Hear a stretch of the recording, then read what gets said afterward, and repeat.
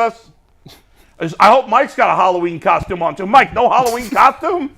Come on, Mike. I didn't know costumes were required. I'm sorry. I forgot to put my shield back on. Man, this is not what you were expecting, Mike. You're probably a little thrown off. By the way, Miles Simmons, who works for you, does he still work for you, Miles? I can't even remember.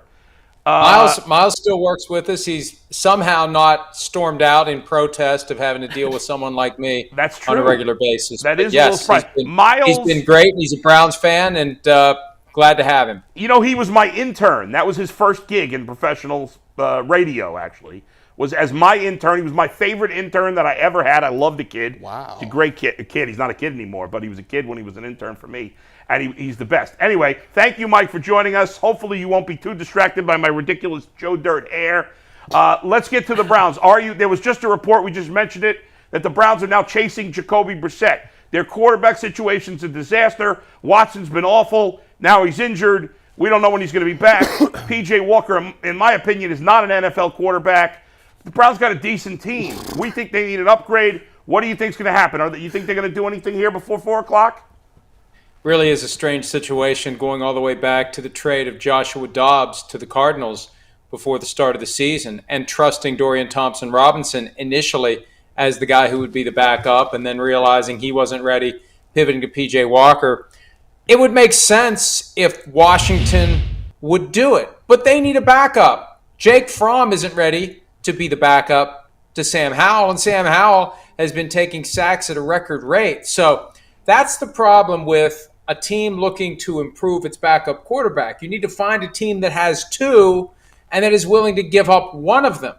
If you just have one that is clearly game ready and you're hoping to actually win some football games, it makes no sense to trade him. Now, if the Commanders are willing to sell off any assets because we just want to stockpile picks for next year because we know that we're not going to be a contender this year, so be it. The problem is you've got a coaching staff that's trying to win, a front office that maybe is trying to impress new ownership by whatever they're able to get in trade, and new ownership that I believe is just waiting until the season ends to press the reset button and fire everybody. So organizationally, it's a weird dynamic, whether it's Brissett, Chase Young, Montez Sweat, any of the names that might be available. You got to get everybody on the same page about whether or not we're going to move on from players. And if you move on from Brissett, who is your backup quarterback going to be? That's a critical question for the Commanders to answer before they would do anything.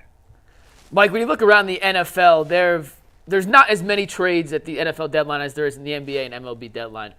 Is that just because general managers are more or less willing, to part way with picks in opposed to other sports? Or is it just kind of the fundamental roster building philosophy that trades aren't the way to a Super Bowl like they could be in the NBA or NFL?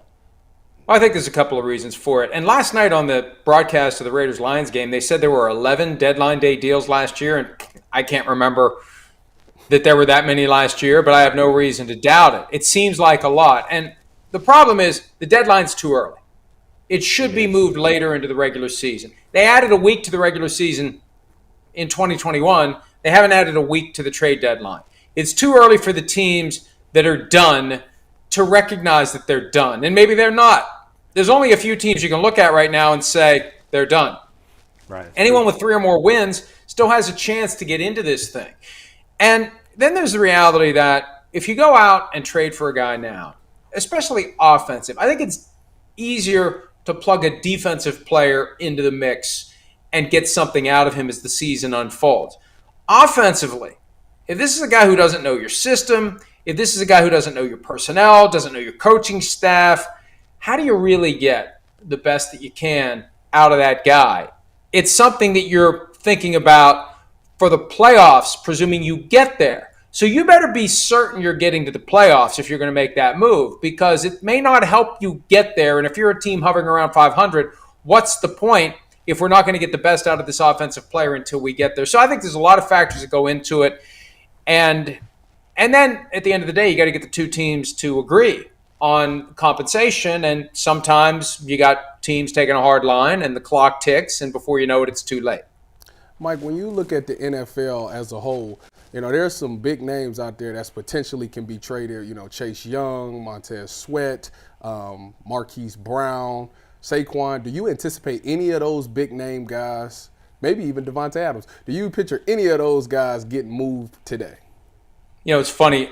Every year there's a handful of big-name guys, and it's usually someone else that we're not thinking about. You know, I'm keeping an eye on Josh Uche, the pass rusher from the Patriots, because he's in the last year of his contract, and the Patriots typically don't pay market value to pass rushers. They don't value pass rushers the same way other teams do. So it's usually the guys that everyone isn't talking about that end up getting traded. Just like yesterday, Leonard Williams, boom. Although his name was starting to surface over the weekend, he lands in Seattle. So, you know, again, it takes a lot. And if I'm Devontae Adams, who said last week in an interview with Rich Eisen, he's happy with the Raiders. I don't know how happy I am after last night, but can you make it all happen by 4 o'clock Eastern? It's a lot of moving parts. The Raiders flew back to Las Vegas from Detroit. They're 3 hours behind. It's just a lot that has to happen before you have to get the deal done. And as the Browns learned a few years ago, remember the A.J. McCarron misadventures? Oh, yeah. When they were trying to do a deal with the Bengals communicated the trade to the league office. The Browns didn't. Both keys have to turn. And you got to get it done by 4 o'clock Eastern or it's not happening. Mike, two teams that I think are interesting. One is Denver, because there's been a lot of rumors about all their guys. But then they just had that big win over Kansas City. And as you said, they, like many other teams in the AFC, have now 3 wins. And then also in the AFC, there was talk about the Titans trading guys, but Will Levis played so well this week, you wonder if they're going to want to break it up and instead of giving him a chance to play with all his potential weapons. Do you think those teams stand pat? I think the Broncos are being coy. You want to create the impression you don't want to trade your guys in order to get the best possible offer for them. The best leverage for any trade conversation is, I'm just going to keep the guy. That's the best, because then you got to offer something to get the team to say, all right, I won't keep him. Sean Payton has been playing it that way, I think, to get the best possible offers. Now, whether or not he pulls the trigger on it remains to be seen. With the Titans, they found something with Will Levis. They're in a division where, hey, it's not going to be easy to catch the Jaguars, but if they can get something going offensively and you can feel good about maybe trying to get the 7 seed in the AFC. You know, I had heard that Mike Vrabel, the head coach of the Titans, was very irritated by this idea that they're just kind of giving up. The trade last week of safety Kevin Byard as the best example of that. So there's been talk about Derrick Henry. That looks like it's not happening. There was talk about DeAndre Hopkins.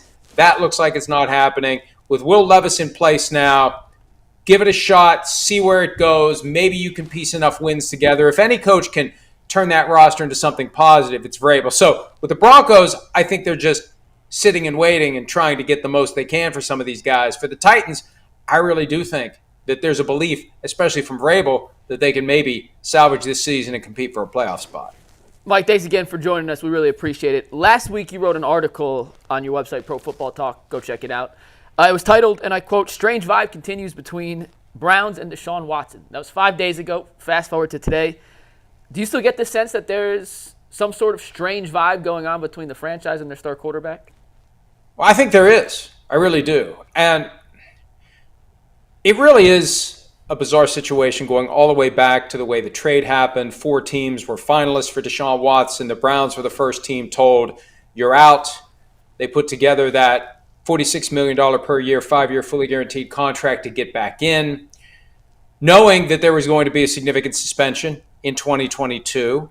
There's a belief that some owners wanted it to be less than a year so the Browns would burn off the first of the 5 years that they have with Deshaun Watson. Here we are into year 2. What kind of return are they getting for the money? And 3 first-round draft picks plus. So far, it's been a disaster. It may turn around. And just as it looked like it was turning around, week 3 against the Titans, with his best game yet, 6 days after a very bad performance against the Steelers on a Monday night, that's when the shoulder injury pops up. And, you know, the 2 words that I think have contributed to the sense that something odd is happening are medically cleared. Once Kevin Stefanski said that the day after the Ravens game, when Deshaun Watson said he's playing, Friday at his locker, he said he's playing. Sunday, he didn't play. Monday, Stefanski says he was medically cleared. I think, to me, that's the best evidence that there's something going on there. And no one has come out and said clearly and unequivocally that everything's fine. Deshaun answered the question last week when asked, does he want to play for the Browns? Well, why wouldn't I want to? Well, Deshaun, 3 years ago you were playing for the Texans and you decided you didn't want to anymore. just months after getting a massive contract from them. So we've seen that you can fall out of love with your current team, and you're not going to come out and say it publicly. He never said publicly he doesn't want to play for the Texans again, but we knew it. So there is something there. There's something.